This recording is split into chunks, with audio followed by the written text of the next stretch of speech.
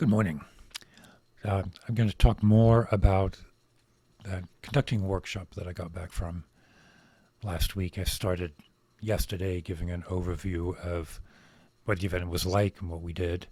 I'm going to talk today about one of the key learnings that I came away with about what it is to be present in front of an orchestra. So on this channel, I want everything to point towards a sense of authentic presence, and whether that's when we talk specifically about meditation practice, whether it's some of the projects, or, creative projects that I've got going on, any of the dialogue or questions that we have, or just daily things that happen that I think always point towards that integration or interaction between the understanding of the self and the mystery of the cosmos, right? So I put a lot of weight on a lot of different things, but some things carry more weight than others, right? Some things becomes kind of a crucible experience, and this conducting workshop was one of those for me. I'm not a very experienced conductor. In fact, I'm an unexperienced conductor. This workshop was the first time I'd spent any time in front of an orchestra. So I had been, of course, thrilled to have the opportunity and grateful that I was included. But I was anxious because I didn't know, honestly, I didn't know if I made a downbeat, if anything would happen. That moment seems entirely magical to me.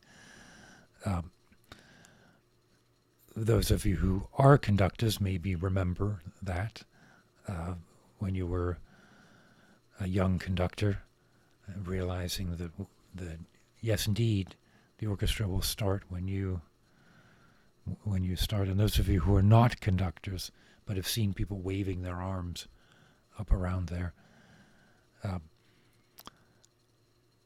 on the one hand, there's a lot that a conductor is doing, but on the other, there's not a whole lot. You start the music, you end it. You can control the dynamics, and you can control how fast people play, but the music is produced by the orchestra, by the musicians. So all of that, this swirl of anticipation and anxiety and gratitude, we're coming into the workshop. But underneath it, if I'm honest, underneath it is kind of a bedrock story that I tell myself that no matter what, I may be untrained, unschooled, raw, but that there's an essential musicality or creativity that will always show through. And that gets me in trouble because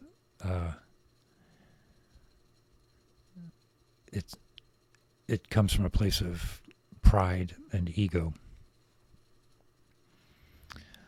All of the things that I want to manifest in my life and in the world only happen when the ego is set aside. Now I can say that, and I talk about that a lot here when we talk specifically about meditation practice. I talk about sitting and watching the breath, becoming aware that the self is a transitory phenomena. The self is a set of processes, right? The experiences arise as they are known, and they disperse unless there is energy and attention applied to them. That's what we mean when we say there is no concrete self. Not that the self is illusion, not that that there isn't a self, but that our story about the self is wrong. And it's startling how wrong it is, and yet how pervasive this idea is. So there are crucible events where these, what I would consider foundational teachings that on a day-by-day basis I'm very comfortable speaking about, and even saying that I've experienced to some degree or another within the context of meditation. If we are lucky in our actual lives, there are these moments that blast the truth of the teachings. And conducting in front of an orchestra was one of those for me. To put it in context, there might only be half a dozen of these kinds of moments that I can think about in my life. I'm not talking here about things that are immensely important, like getting married or having a child. Things that are humanly vital. What I'm talking here are a subset of those experiences that key into the teachings about the self and the mystery of the cosmos. So a subset of the events that you probably are thinking of when you think about them, most important moments in your life, the things that define your life. That's not what I'm talking about here. I'm talking about the subset of those events where the foundational principles of what it is to be a human, like the mechanics of being human, are front and center, undeniable. Right? So one of those for me was what it took to comfortably and with some degree of engagement conduct an orchestra. And earlier, as I was thinking about this and trying to articulate it, an earlier experience that meets this criteria, in that it's something that happened that immediately afterwards I thought, oh, that is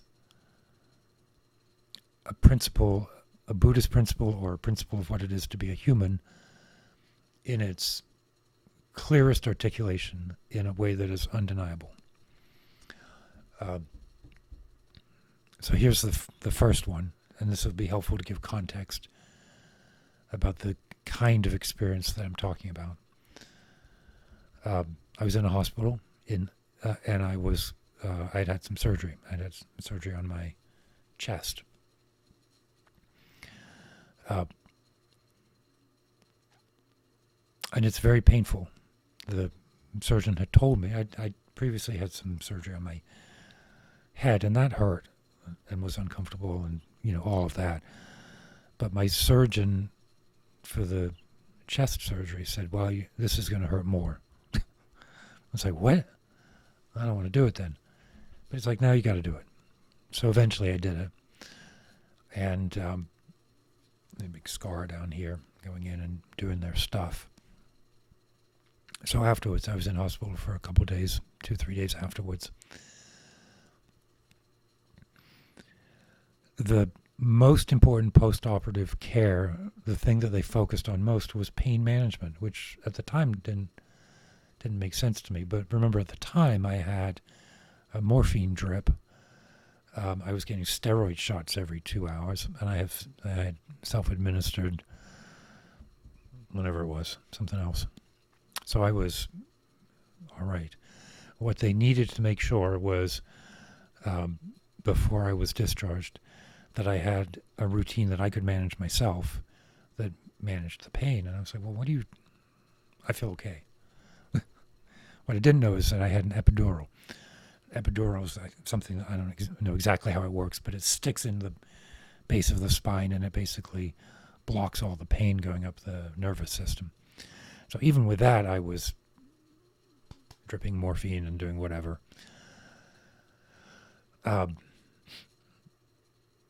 There are all kinds of nerves up and down here, and lines up. Like I have tattoos on my ribs, and those are places that really hurt to get a tattoo. Getting a tattoo hurts, but there are places where it's less. So they took the epidural out, and they did this. I was like, again, I'll give myself some grace. I was doped out, but I kept thinking, why are there 3 doctors standing around when they do this? Can't be that difficult. Well, it's because when they pulled that epidural out, there was a wave of pain that I still can't. It was like fire. It was like my entire spine, my entire body lit up on fire. And all I wanted to do was get out of my skin, get away from that pain, turn away from pain. The basic teaching that we avert ourselves from discomfort and we are incline ourselves towards comfort is a foundational teaching of Buddhism, and that what we call comfort and discomfort is a narrative that we apply on top of a sensation. Well, here was a sensation that was undeniable, and all I could think was, I don't want this. I would do anything to stop this.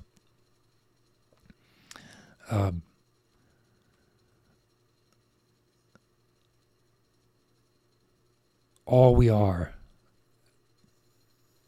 creatures moving away from discomfort, moving towards comfort.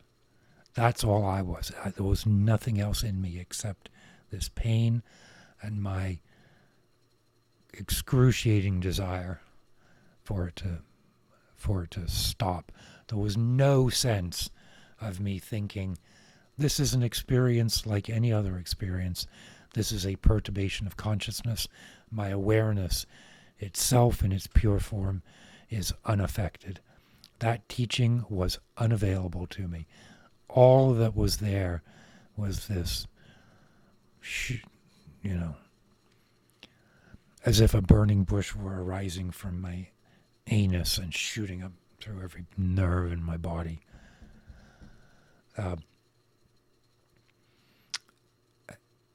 Everything was gone. All of my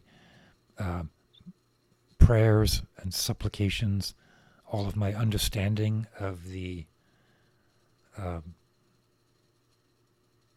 impermanent nature of phenomena, gone. All that existed was gripping onto the pain and the desire for the pain to be gone. Okay, that's what I mean by a crucible experience. I can read, I can practice. Sitting for a long time is uncomfortable. I can work with that. Things happen during the course of the day that I wish didn't happen. I can work with that. I can remember the teachings. In that moment, what it showed me was the difference between where I am in my practice and what a truly mature practice looks like, because that experience was incontrovertible. Right in my face, my practice is not stable, because here I am, a creature in pain. Okay, all right. Spent a lot of time on that. Standing in front of the orchestra for the first time, and again, I'll give myself some grace. It was conducting Stravinsky's L'Histoire de Soldat, which is a difficult piece. And I'll cut myself some slack, but also point out a failing, which is that I was unprepared. Not that I hadn't prepared. I just didn't know how to prepare. I thought I knew it. I thought that with what I knew and with a score and with my basic musicality, remember I hold to that very strongly as a story, that I'd be able to get through it. And I couldn't. There's an enormous amount of syncopation and cross meter. And I couldn't keep the pulse. I couldn't keep the rhythm. I kept getting off the beat and following the offbeat, which had a big loud bass drum on it. So I was conducting the wrong beat, and then when I realized I couldn't do that, I stopped and froze. Literally, I couldn't do it. And Mark End is trying to coach me through this and helping, but I could not do it. This thing that I'd anticipated, that I'd wanted to do my entire life, and now kind of miraculously have the opportunity to do. And not only am I doing it badly, but I'm doing it unmusically.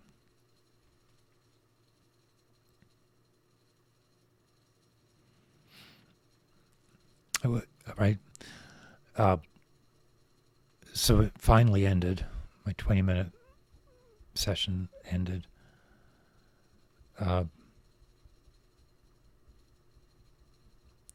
And none of the attributes that I associate with myself as a musician stood up to scrutiny anymore.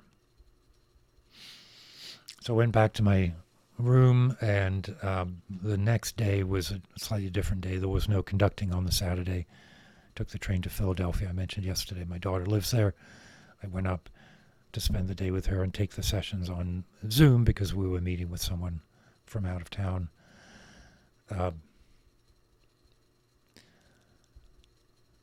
And confronted with the fact that the part of me that I think of as musical, which is a story I have told myself my entire life.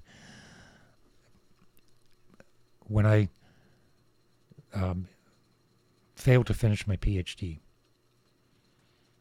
right, up until that point, so at that point I was 27, up until that point my entire definition was get a PhD as evidence of being a musician. It sounds foolish when I say that, right? But you can imagine how entitled that idea is right?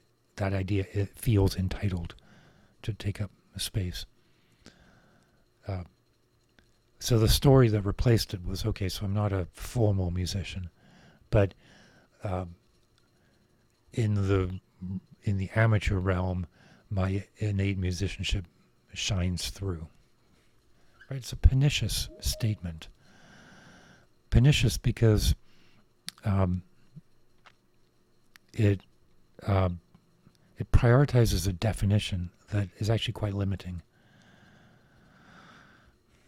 And yet there I was in front of an orchestra with that truth immediately self-evident. The part of me that I think of as being creative and musical and thoughtful and capable could not do what needed to happen.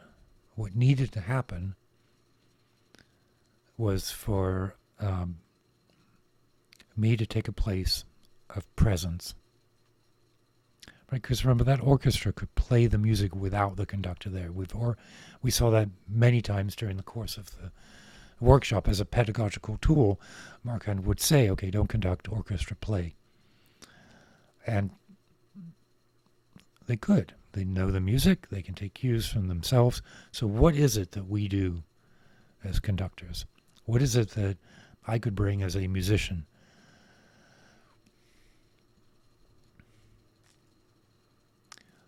It's all worship. Even Stravinsky, even Schumann, music that's not on the surface devout religious music. If it isn't that, there's no point in doing it. And if it is that, the only way to do it is from a point where that anxious, grasping, cognitive storytelling self has to be set aside. I figured that out immediately after that part not being able to do it. How to set it aside. How to. Well, this is Buddhist teachings, right? Sit and observe. So I would observe before the next session. What part of me can do, what part of me cannot do? How do I observe, identify, set aside? Because without setting aside, without acting from some different sense of self, that music wasn't going to happen. the crucible moment was take the teachings of the impermanence of the self and really recognize that that process that is the ego, that is the self, really is separate from the authentic presence. The crucible teaching was the clear identification of what could influence and participate in music and what could not. It was as if the part of me that thought it needed to be in control, thought it knew things, thought it could do things, were like, it was like a mobile of connected pieces that for sure need to be there because I need to be able to buy a train ticket or go to Starbucks. But when it comes time to participate in music, worship, right? I'm not going to let go of that. The only thing that needs to be there, the only thing that has to be there, the only thing that can be there is authentic presence. And this conducting workshop was a crucible teaching in the difference between small mind and big presence. What a gift, right? I can experience that on the cushion. I can talk about it here, but to have it like burning in front of me, like the pain in the hospital, just incontrovertible. Yeah, all that stuff that says I'm musical, that I know what I'm doing, or that I need to know what I'm doing, was cast in stark contrast to the actual participation in the music. And from that experience arises the sense of authentic self, which then can be cultivated in the other parts of my life, our lives. Right? That's the crux of these crucible teachings, is that they make incontrovertible the intellectual or even practice realizations so that they can promulgate through the rest of our lives. Did any of that make sense? Actually, the conducting outcome of it is the bedrock, but also the least important part of this. So just to wrap up, tomorrow I'm going to talk more about my desire to conduct and my regret of not having. So we'll talk about ambition and desire and regret. Today I want to get across this idea that to do these things, to do these creative acts, to do these human acts, there is an absolute distinction between the mechanics of the small mind, ego, and presence. Yeah. So, if you've made it this far, 20 minutes in, and you're not a subscriber, please subscribe. And you probably have a friend or two who would be interested. So share, and let's get one more person watching these videos. So keep your wits about you.